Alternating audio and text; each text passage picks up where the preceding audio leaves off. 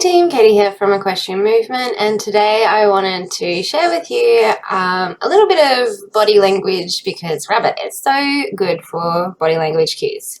So we have our Confidence Through Curiosity Halloween edition obstacle course set out, and you can already see where he's coming in with a heck no. So we had that high head stance, looking around, ears pricked, he can see all the obstacles out, and he knows that he's in for a spooky time. So one of the things that we're working on in our holistic horse handling work is our horse's emotional agility to shift into a more relaxed and confident state that is more conducive to working with in training and in regards to learning. So part of developing that relaxation is just being able to stretch them a little bit and build that resilience, that emotional resilience to stress. So Rabbit is showing us how he already knows how to target the spooky things, boot for treats, and he is also curiously investigating it. He has his ears pricked and he has a little sniff. One of the things that we've noticed most about Rabbit is he's very auditory. So he's most likely to become spooky and reactive to things that make noise. And when I turn my little girlfriend on here, he starts shaking and groaning. And you can see that's when Rabbit gets a little bit more alert, he gets a little bit more tense, he's a little bit more investigative, and then he kind of is thinking, oh, maybe I'll just back out of this space a little because I just don't feel safe and comfortable here. Treats are a really good motivation for doing activities that are going to get our horses up closer to threshold that are going to require more stress and more pressure for them to navigate it safely. So I use treats when we're doing our Confidence Through Curiosity training, but what it means is that, like, this is training, right? Then if we're out in like a practical application and I notice that he's scared of something, then I can give him the vocal cue touch, and he goes and he touches the thing that he's scared of and he curiously investigates it. And I won't have treats on me at that time. But this is how we're going to shape the behavior and cue that behavior in so that when we need it, we've got it there for us. So you can see where he's starting to get, closer to threshold, more alert. So what happens is they become more reactive to things in their environment because he's putting a lot of work into being brave right now, into touching the thing that he's scared of. Especially once it starts making noise and moving and shaking.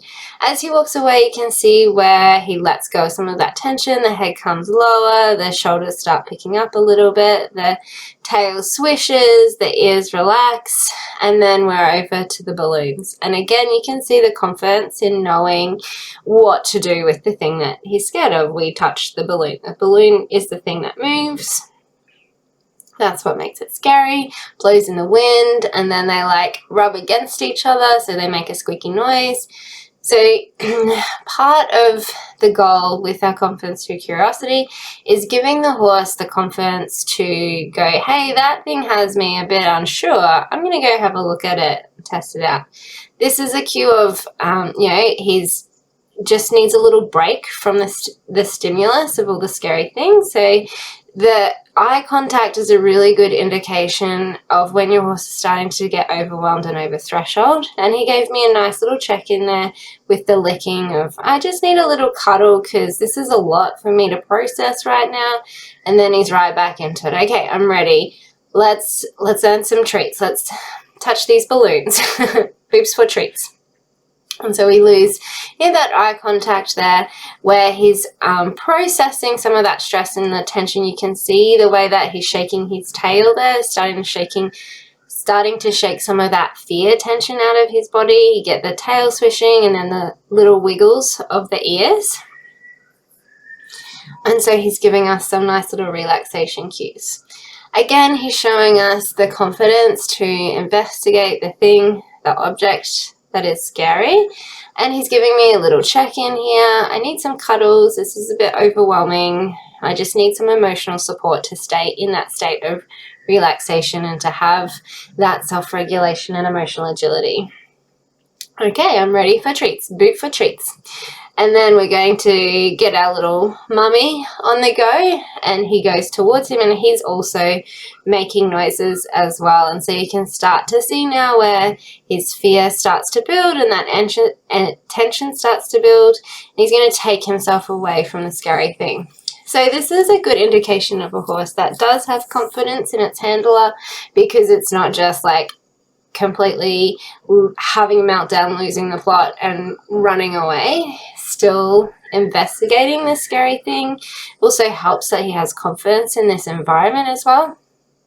You can see where he's circled himself around to get behind the mummy, so now it's moving away from him instead of towards him, but then he's still quite uncomfortable with it and trying to take himself away from it. So you can see the invitation to approach is very low pressure. If I really started to press the point and pressure him into approaching the mummy, then I would start getting some really explosive behavior. So we're just giving him the invitation to investigate, and this is the key with your confidence, your curiosity. The more you try to pull them to come and have a look at it, the more they will pull and resist. If you give them the invitation to investigate and the motivation to touch it, which is the treats at this point, then you start to build congruence. You give them the ask, they give you the answer. You give them the ask, they give you the answer. So the answer here now is that tension is starting to build a little bit too much, and he just needs a little break before he tries again. So you can see that tension through his neck, through his body, and then he's, okay, I'm ready to try again. This is absolutely key, is having this congruence, that the internal state is equal to the behavior that they're giving, because if internally they're saying no and we're forcing a yes, that's when we're going to have the big, unpredictable, dangerous behaviors.